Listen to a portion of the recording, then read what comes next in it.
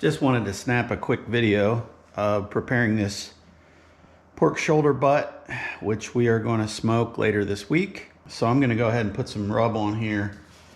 This is just basic, the usual from Fire and Smoke Society. Interesting mix. It's got the standard rub ingredients, but it's also got a little bit of rosemary in here, which adds a nice touch.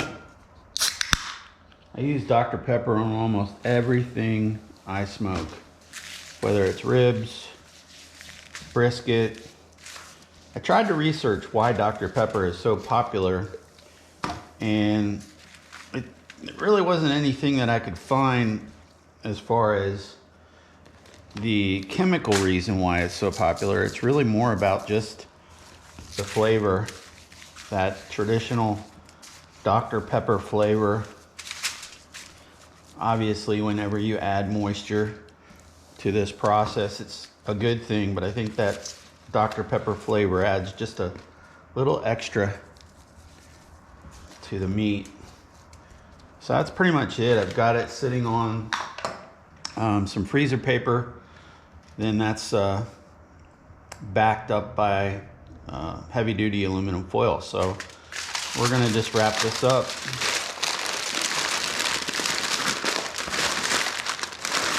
And put it back in the fridge until we're ready to smoke it. It's not quite 6 a.m. folks, and we're gonna go get the green egg fired up so that we can smoke our pork shoulder today for our pulled pork. So this is gonna be a long smoke. So I've got my Fogo chunks in here, and I sprinkled in a bag of Jack Daniel's whiskey barrel smoking chips. I use those quite a lot.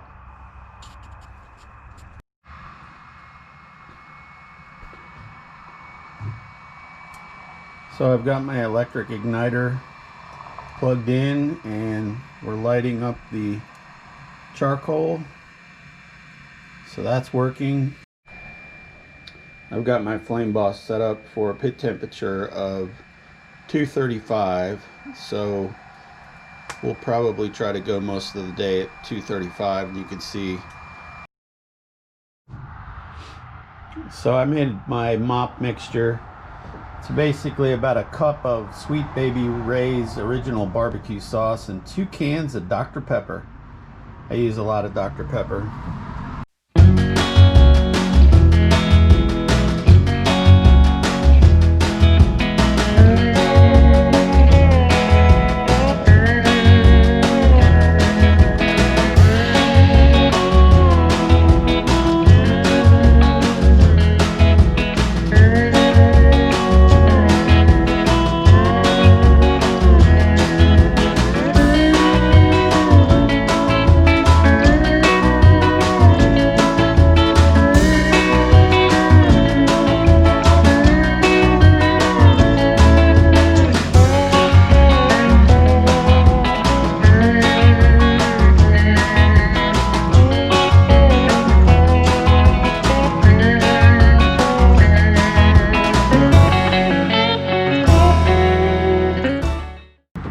So at this point, what I'm going to do is I'm going to take the pork and wrap it in foil. I usually do this at around 170 degrees internal temperature. A lot of purists don't like this step. Sometimes they say it's, how you get through the stall, but it's something that's worked well for me. So I do it with brisket, I do it with ribs. I get up to what you would typically call that stall temperature, and I pull the meat from the smoker. I lather it up with my barbecue sauce. I wrap it in foil.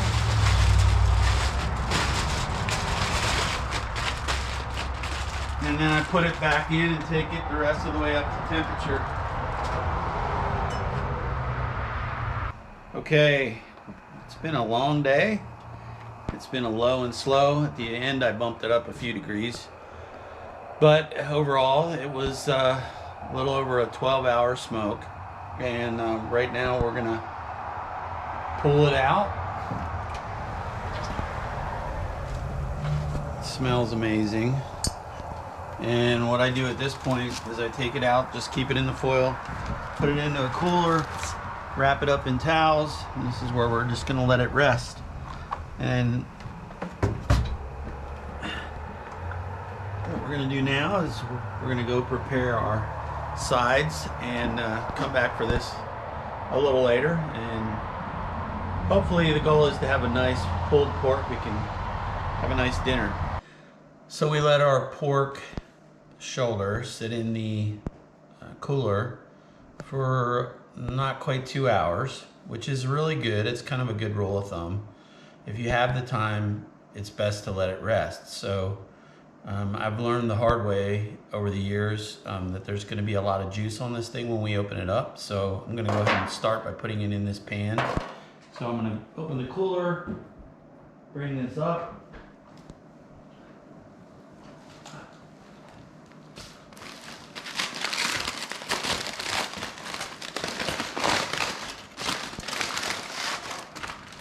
Can't even tell you how good that smells. It's literally falling apart as I pull it out of the foil. Now I'm gonna go ahead and break some of it up with my gloves on, because you can see that's how easily it's pulling apart. That is exactly the consistency that we are going for. Don't want to lose any of this juice.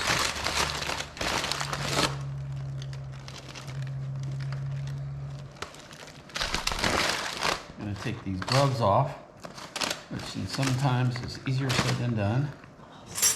So basically what we have now is the pulled pork, fruits of our labor. You can see that it's just pulling apart so easily. It's awesome. We hit just the right temperature. The aroma coming off this, I can't even tell you how awesome this smells. Used to do much bigger ones. It's just Kim and I, so we did a 5-pounder, which is going to be awesome. It's going to give us a nice little meal tonight, give us some awesome leftovers. But here you have it. I think this would be a success. We're going to dish this up. We've got some French fries and some asparagus, and I think it's going to be an awesome meal. We've got a couple of potato rolls. You can serve it with whatever sides you want. Typically, I also add coleslaw. I'm really hungry, so we're going to go ahead and dish this up, and let's eat.